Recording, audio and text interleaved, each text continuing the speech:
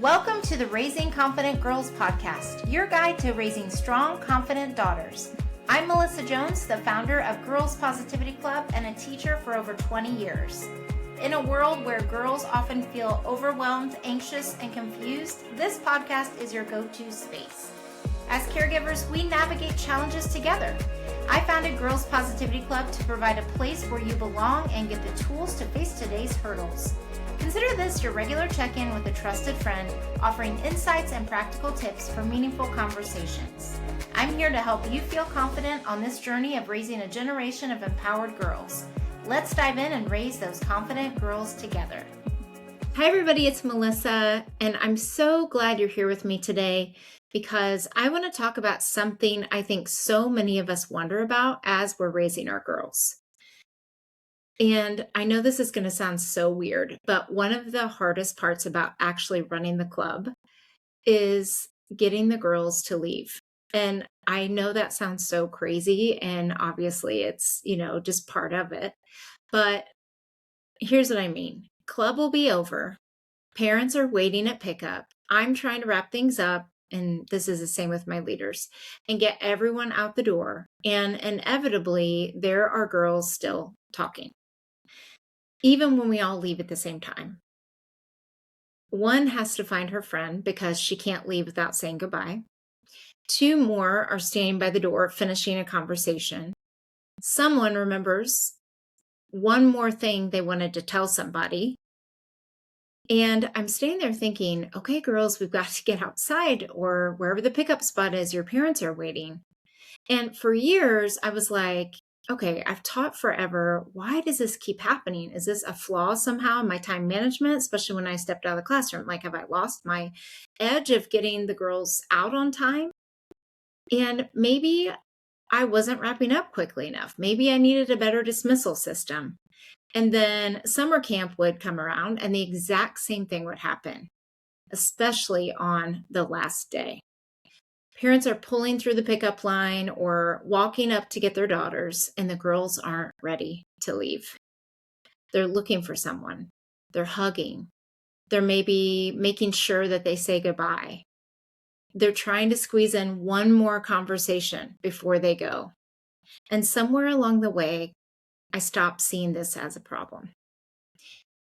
Now, of course, I don't just let them do that forever, but I realized something. What I was watching was belonging.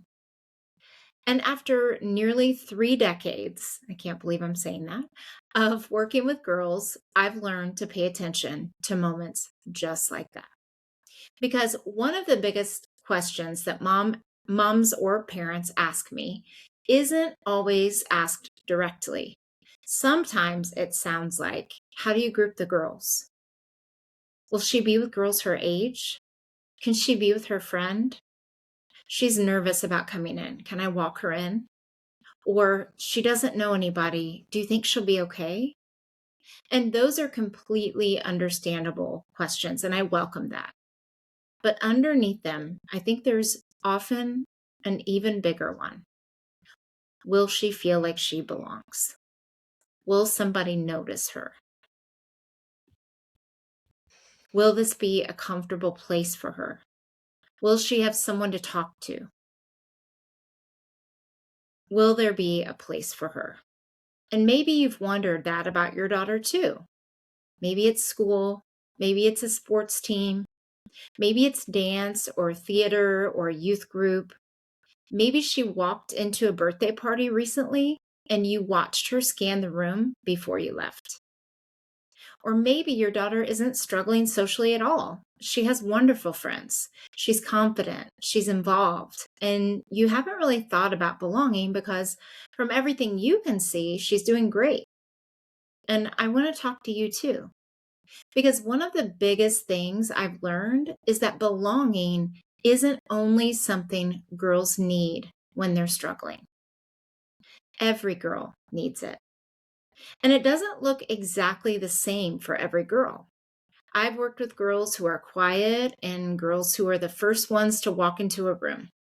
Girls who have one really close friend and girls who have a whole group. girls who are trying to figure out where they fit, and girls who already feel very secure in who they are. And after all these years, there are 5 things I've learned about belonging that I wish more moms knew. Not because I think you need one more thing to worry about.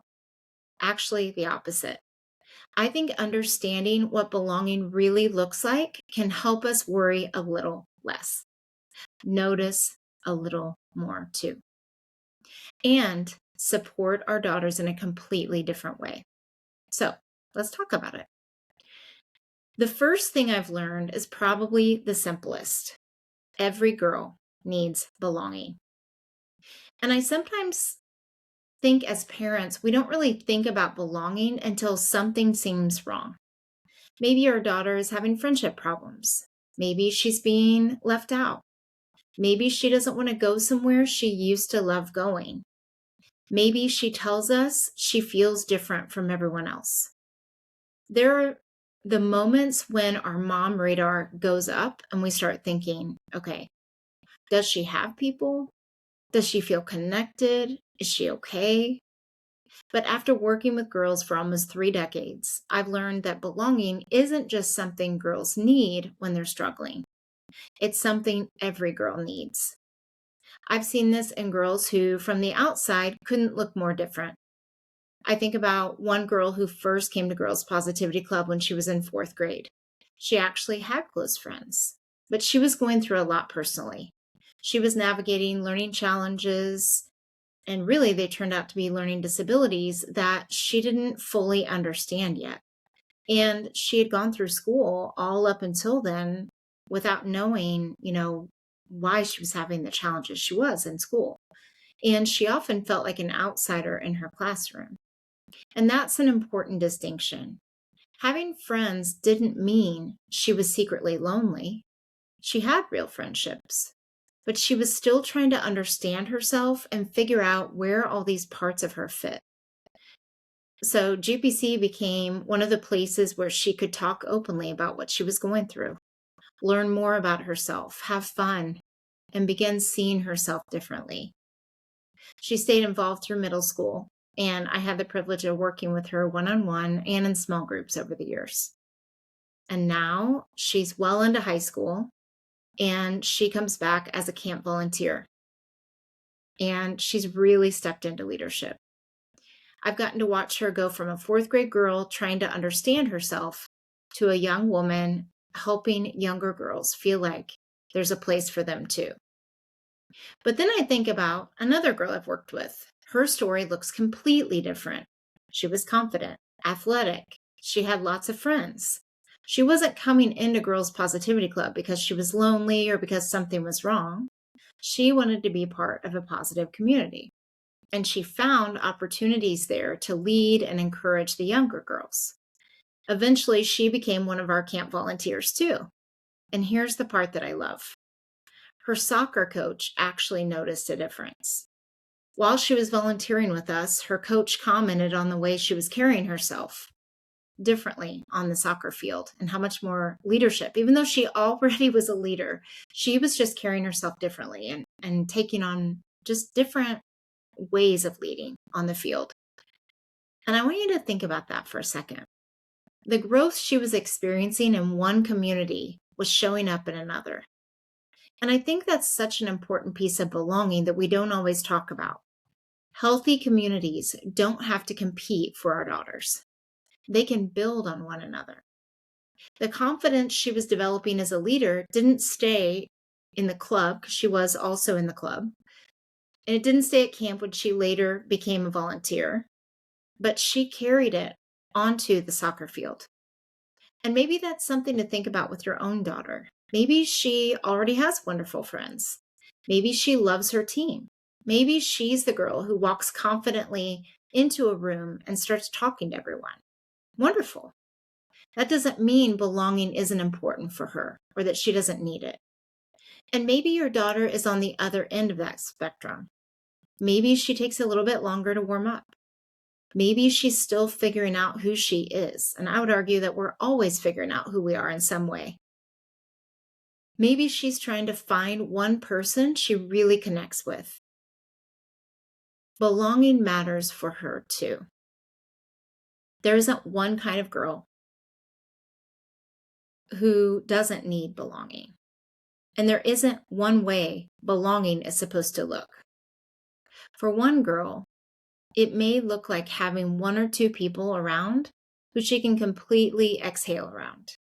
For another, it may be a team where she feels like she's contributing to something bigger than herself. For another, it's a group where she's discovering her voice. And for another, it might be several of those things all at the same time. And that's why I think that this question is so important to think about.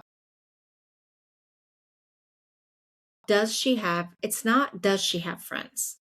Because friendship does matter tremendously. But I think there's another question worth paying attention to. Does my daughter have people and places where she can be fully herself, continue growing, and know that she matters? Because that's what I've come to believe belonging really is. And every girl deserves to experience it. The second thing I've learned is one I wish I had understood much earlier. Friendship and belonging often go hand in hand, but they aren't always the same thing. And I want to be really careful with this one because I'm not saying that if your daughter has friends, she must secretly be feeling lonely or wondering where she fits. Not at all. Some girls have wonderful friendships and feel a really strong sense of belonging with those friendships. That's exactly what we want. But I've also learned that having friends doesn't automatically tell us everything about how a girl feels about herself when she's with other people. Because belonging is a little deeper than that. Who are your friends? But it's also, can I be myself with these people?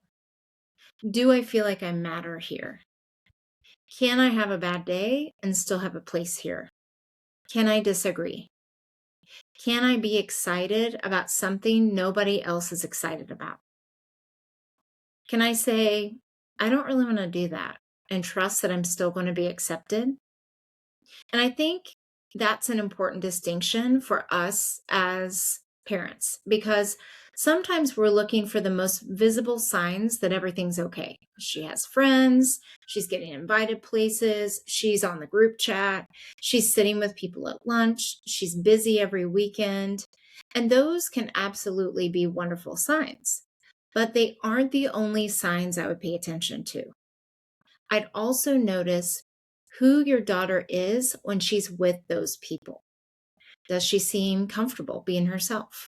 Does she talk about what she actually likes, or is she constantly adjusting herself to match everyone else? Does she come home feeling good about herself? Can she have her own opinion? Can she celebrate someone else's success without feeling like it takes something away from her? Can she make a mistake without feeling like her place in the group is suddenly at risk? Those are all different questions. And here's something else I've learned. Sometimes one really safe relationship can give a girl an incredible sense of belonging. She doesn't need 12 best friends. She doesn't need to be invited to everything. She doesn't need to walk into every room and have everyone know her name. Sometimes she just needs one person she can look across the room at and think, there you are. I see this happen at camp. I've had girls come in incredibly hesitant because they didn't know anyone. And this summer, I had one girl who was really unsure about coming for that exact reason. Then she arrived and realized that there was another girl there that she had been in a different camp with before. And everything changed. What was interesting was that the other girl had been nervous too. Neither of them was walking in thinking, I'm going to be the person who makes someone else feel comfortable today. They were both just hoping they would be okay. And then they saw each other. They didn't know that they had signed up for the same camp.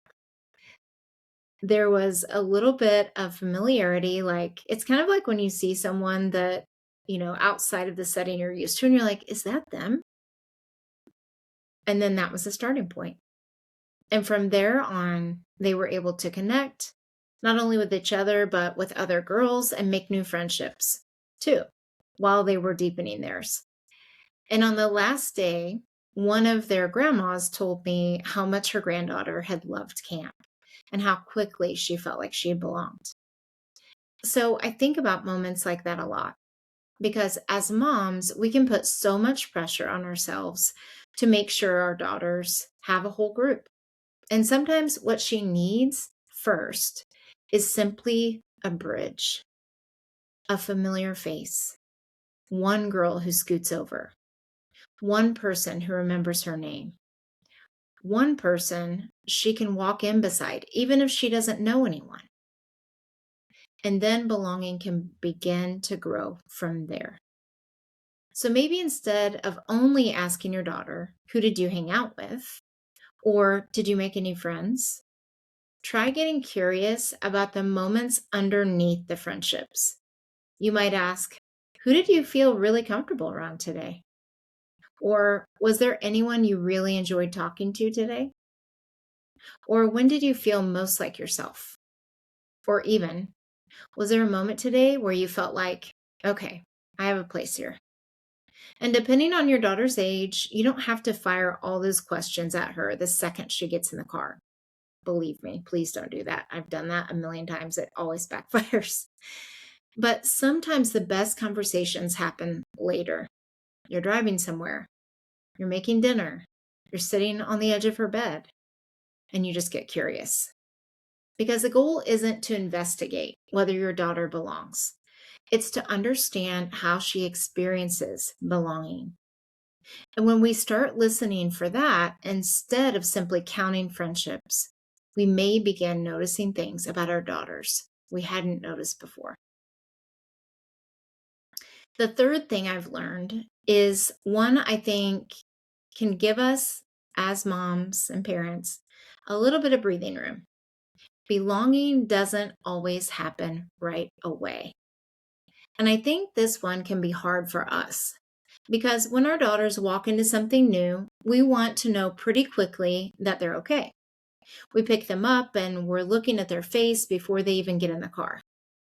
Did she have fun? Did she talk to anyone? Did she like it? Does she want to go back? And if the answer is, it was okay, our mom brains can do a lot with those two words. Uh-oh, she didn't like it. She didn't connect with anyone. Maybe this isn't her thing. Maybe I shouldn't make her go back.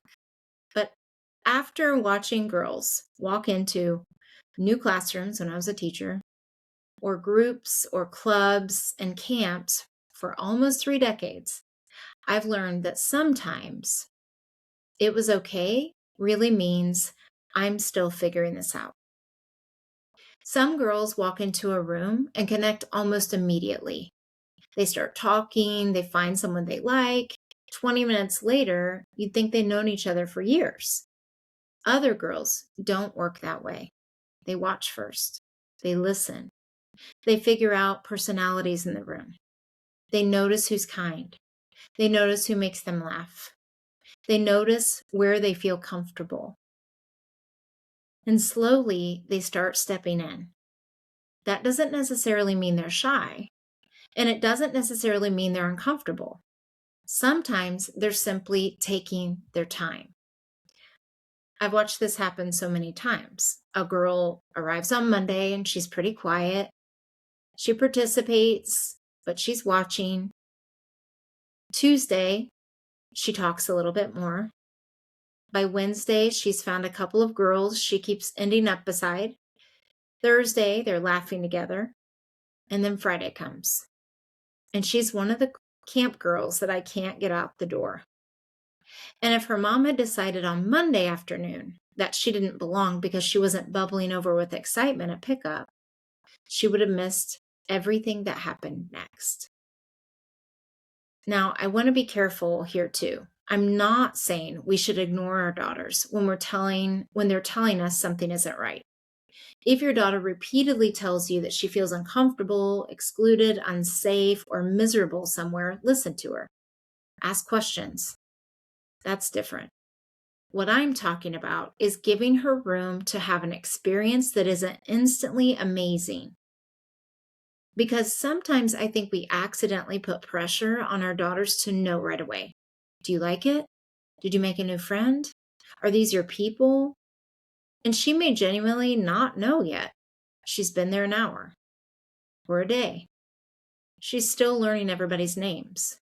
She might just need another Tuesday, another practice, another rehearsal, another meeting, another chance to walk through the door and recognize a face she didn't recognize last time. And sometimes that takes months, and for some girls, it can take years. Because that's one of the beautiful things about belonging is that familiarity matters.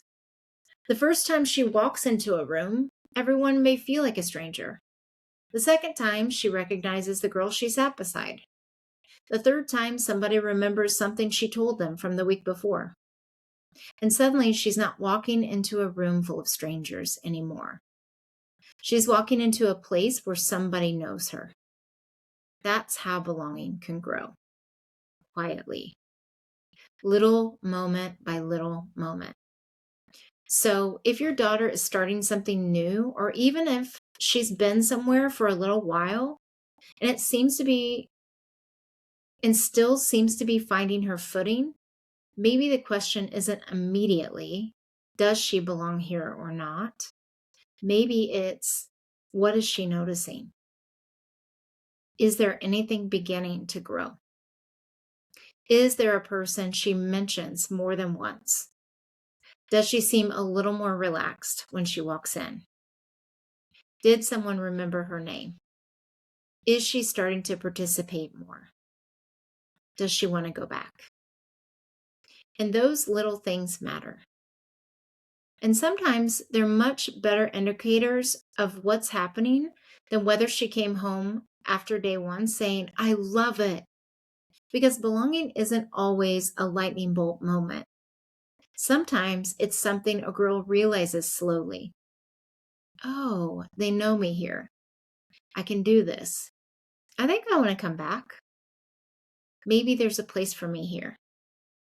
And as moms, sometimes one of the biggest things we can do is give that process enough room to happen. The fourth thing that I've learned is something I think can be really easy to miss as our daughters get older. The way they experience belonging can change as they grow. And that doesn't mean something has gone wrong. I was talking with a mom recently who was worried about her daughter. She was thinking about all the things her daughter used to love doing, playing guitar, art, playing keyboard. And she was encouraging her, you need to start doing some of the things you love again. And I completely understood what she meant. Because didn't we do that as moms? Don't we do that as moms? We remember the thing that used to light our daughter up, the activity she couldn't wait to get to, the friend she talked about constantly, the hobby she would disappear into for hours. And when we don't see her doing those things anymore, sometimes our first thought is, I want to help her get that back. But as I listened to this mom, I found myself thinking, what if what brings her joy has changed? What if she's not supposed to go backward and rediscover exactly what made her feel connected at 11 or 12? What if she's grown into something new? And I think belonging can work that way too. Sometimes without realizing it, we get a picture in our minds of what belonging is supposed to look like for our daughter. Maybe she was really close with a certain group of girls for years. Maybe she loved soccer. Maybe she found her place in theater. Maybe it was youth group. Maybe it was Girls Positivity Club. And when that changes, we get nervous. Wait, those were her people. She loved that. Why does she not want to do it anymore? Is something wrong? And sometimes, yes, there may be something worth asking about, but sometimes she's just growing. The things our daughters love can change. The people they're drawn to can change. The way they want to spend their time can change. And the communities where they experience belonging can expand and change too. And I want to be careful with the word change, though, because I don't mean that belonging is temporary or that meaningful communities are somehow disposable. They're not. I've had girls stay involved with Girls Positivity Club for years. I've had girls participate for a year or two, step away for a while, and then come back, or even an 8-week session and step away and come back. I've watched girls grow from being the girls in the club into volunteers and leaders. And I've watched girls take what they've gained in one community and carry it with them into another part of their lives. Remember the girl I told you about earlier whose soccer coach noticed that she was carrying herself differently on the field? She didn't have to choose between belonging at camp and belonging on her soccer team. One was strengthening the other. And I think that's such an important distinction. Our daughters don't need one perfect place to belong. They can belong in their families, with close friends, on a team, in a club, at a church, in theater, in their neighborhood. And those places don't have to compete with one another. Some may stay important for years. Some may become even more important as she grows. Some may matter deeply during one particular season of her life. And sometimes she may step away from something and return to it later. There's no one right path. And I think it can be hard for us because we've lived long enough to see the bigger picture. We remember the 7-year-old version of her, the 10-year-old version, the 12-year-old version, or whatever stage you're in. We remember what made that girl happy.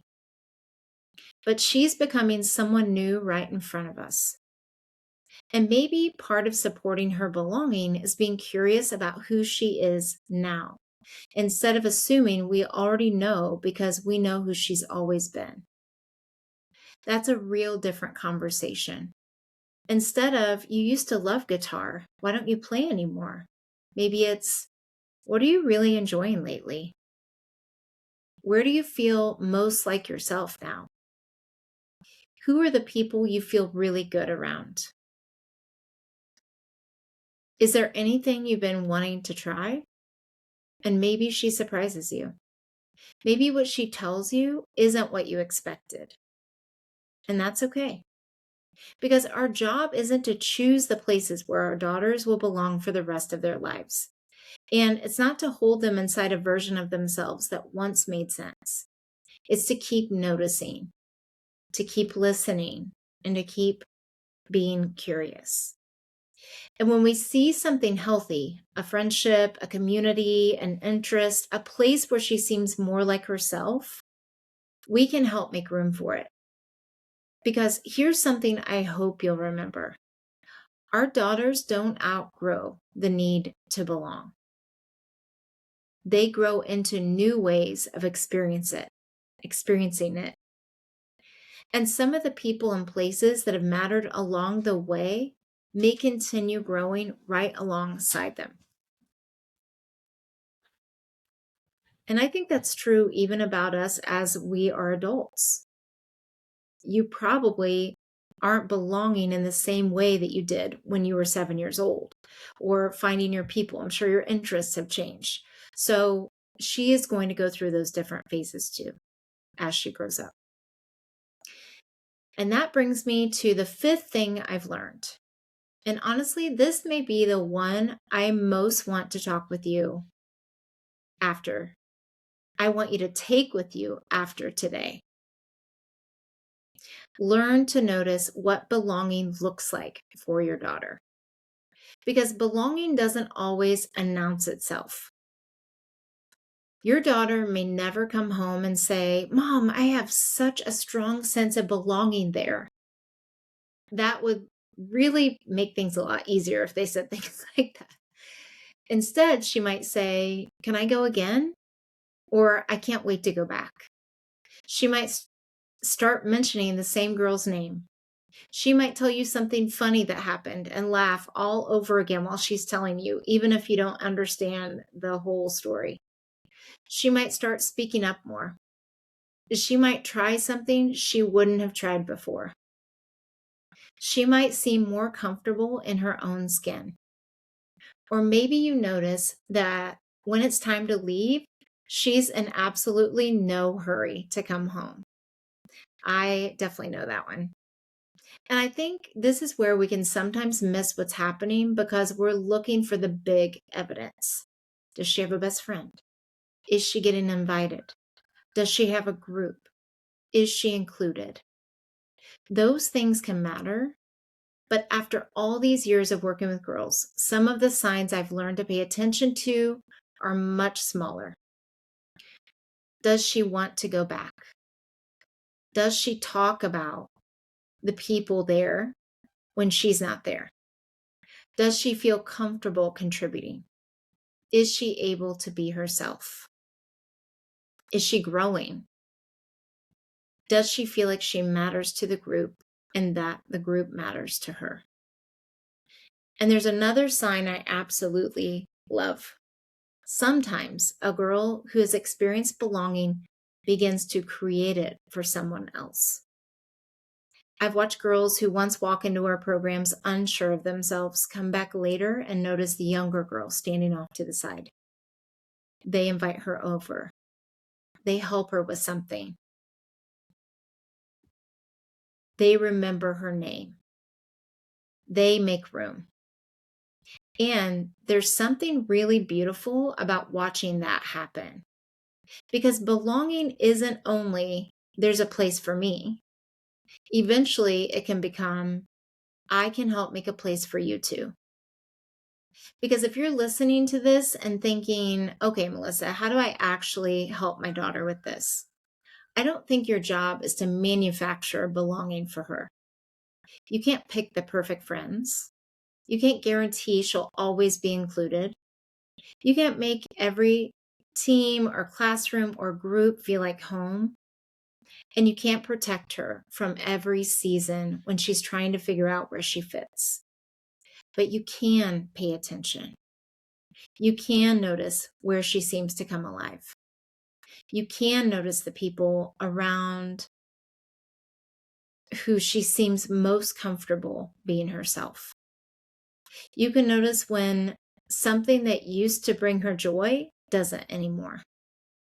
You can notice when she's talking about a new interest more often. You can notice when she keeps mentioning the same person. You can notice when she starts carrying herself differently. And then you can get curious. Not interrogate, not immediately fix, not decide for her what it means. Just get curious. Maybe you say, you seem really happy when you come home from there. What do you like about it? Or, I've noticed you've been talking about her a lot lately. What do you like about being around her? Maybe you don't seem as excited about this as you used to be. Do you think your interests are changing, or has something changed there? Or even, where do you feel most like yourself lately? I love that question. Because her answer may tell you so much more than who are your friends. And I also want to say this because I know how our brains work. You don't have to constantly evaluate your daughter's belonging. Please don't finish this episode and add monitor belonging to the long list of things you're already carrying. That's not what I want for you. I want this episode to give you a different lens. Because once you know what you're looking for, you start to notice it naturally. And sometimes what you notice will reassure you. She's good. She has her people. She has places where she feels like herself. She's growing. And sometimes you may notice something that makes you want to lean in a little bit more. Not because something is necessarily wrong, but because you know your daughter. And maybe you realize it's been a while since you've seen that lightness in her. Maybe the place she used to love doesn't seem to quite fit the same way anymore. Maybe she's telling you in little ways that she needs something different. That's when we listen. That's when we ask. That's when we stay curious. Because after almost 3 decades, I know I've said that several times in this episode, of working with girls, here's what I know. Every girl needs belonging. But belonging doesn't have one look. It isn't measured by the number of friends she has. It doesn't have to happen on the first day of school. And it doesn't have to look exactly the same at 8, 12, 16, or 18. What matters is that somewhere in her life, your daughter has people and places where she knows, I can be myself here. I keep growing here. I matter here. And maybe that's the question underneath the question we've been talking about today. Not just, will she feel like she belongs, but does she know what healthy belonging feels like when she finds it? Because if she does, she can begin to recognize it. She can contribute to it. She can help create it for someone else.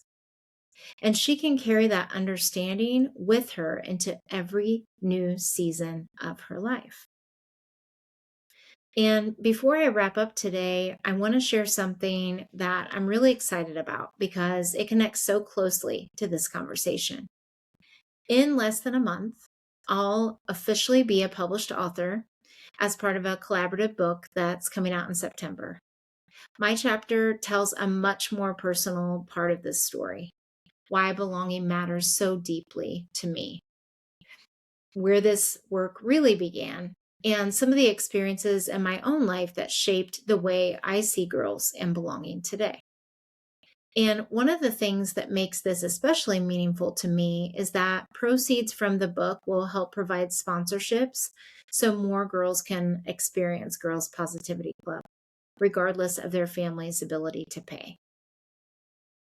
I'll be sharing more about the book as we get closer to the release, but I wanted you to be one of the first to know because this conversation about belonging is so connected to the heart behind my chapter and really the heart behind everything I do.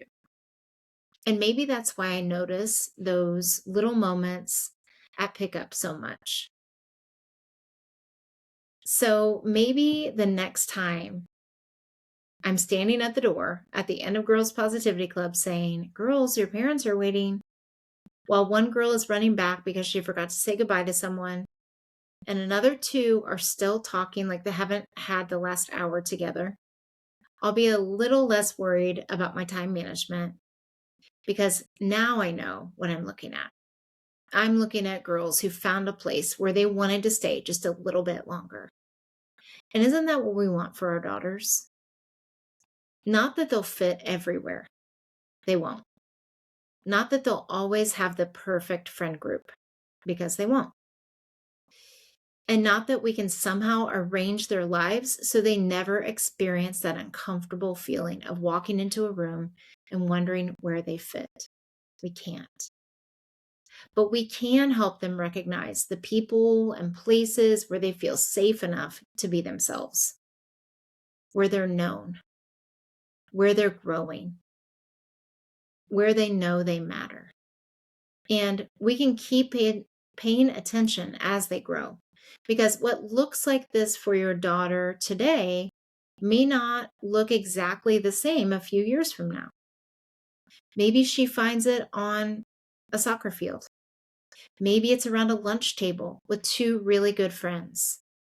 Maybe it's at theater rehearsal or youth group. Maybe it's Girls Positivity Club. Maybe it's several of those places at the same time. And maybe one of those communities becomes part of your story, of her story and your story for years. Maybe she steps away for a season and comes back. Maybe she tries something and it works for her for a season and she moves on to something else. Maybe someday, like the girls I've had the privilege of watching grow up, she becomes the person who turns around and helps another girl find her place too. There isn't one right way for belonging to look. And I hope that's reassuring, because your job isn't to find the one perfect place where your daughter will belong forever.